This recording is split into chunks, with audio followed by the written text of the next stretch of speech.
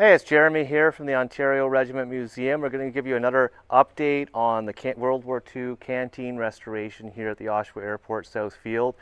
In our last update, you could see that most of the exterior walls were completely stripped of the original cedar shingle. Now that has all been replaced, and you can really see how the building is coming together and how it would have looked when it was originally made in the 1940s. Now, obviously, it's not green yet. These shingles were all painted, but you can see them here, freshly laid, and this building looks and starts to feel brand new. The windows are almost completed. We're going to go inside and really have a behind-the-scenes look and talk to the historical restoration crew on some of the challenges that they've had and some of the really cool features inside this building that you'll be able to see when you visit this in season 2022. So now we're actually inside the canteen building, and I'm here with Tyler from Schneider Construction. They are the specialists that are doing the historical recreation and all the work in this phase one. And Tyler, one thing that people are really excited about are, the dividers here, like these old, very old 1940s sliding doors. Can you just give us a talk about the difficulties you're having with them and the process of restoration? Yeah, well, the main thing that we were dealing with is the floor was all rotted out below it, so we had to remove all this damaged material and then put a new piece of maple down and inlay this nice old metal track so that they have a place to slide on again. And then we just basically tried to re-grease all the wheels at the top and try to just get everything leveled back out and then just kind of rehang them and just give them a little bit of TLC so that they could kind of function again for now. So how much of the hardware and stuff are you able to keep original versus what you have to replace because there's just no way around it? Pretty much everything is original on this. The only thing that we had to replace was the screws. Okay. In that bottom track, because they're old, I believe, brass screws, and they were all broken. So we just replaced them with new zinc ones. Outside of that, everything is original, So in the final restoration, these doors will actually be open and closed to divide the room like it was back, in the Second World War in the 50s and 60s as well. Yeah, that's going to be a part of the second phase of the project. Yeah. Mine was just to kind of get everything straightened out, get the floor repaired, and to get them just up there and just in decent shape for now, so yeah.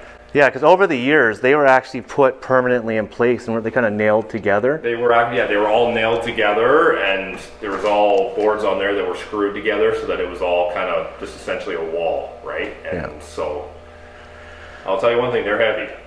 Yeah, they just don't make things like they used to, right? That's some solid wood. I believe they're all solid oak. Yeah. So. Well, it's going to be beautiful. Yep. So Tyler, some of the amazing work that I've seen you guys do is you've actually done everything you can to maintain the original windows. Just want to tell us a little bit about what that was like, the hard work and the challenges you came up against, because they look amazing and they work in their original way. Yeah, so they're not quite finished yet, but they were a lot of work. We had to take all the hardware off and then clean everything and then just get everything out, kind of take a little bit of it apart, repair all the different rotted elements that were on them, because all the windows in this entire building are all the original windows. We did not have to fully replace anything in the main building. It's all original, just bits and pieces here where they had to be taken apart and kind of rebuilt.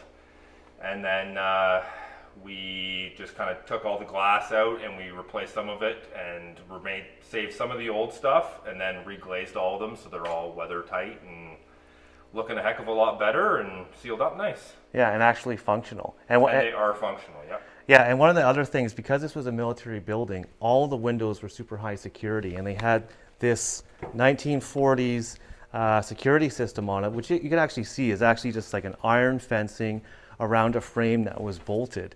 They're not in a really great condition, and obviously this isn't going to be a military facility anymore. We might just try to keep the look. So what is your biggest challenge with something like this? Obviously they don't look to be in good condition even though you're able to save the actual window.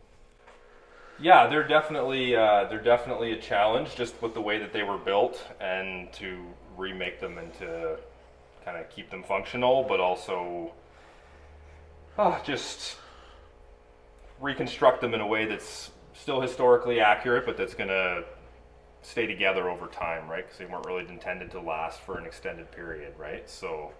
And you mentioned to me that they were actually resting on the sills, and these Yes. were damaging the sills over decades and decades. Yes, they were actually damaging the sills and all the casing on all the windows.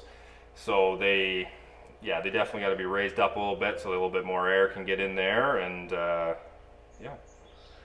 All right. Well, thanks, Tyler. No I just problem. want to say thanks to Schneider Construction and their team. They're doing a fantastic job over here.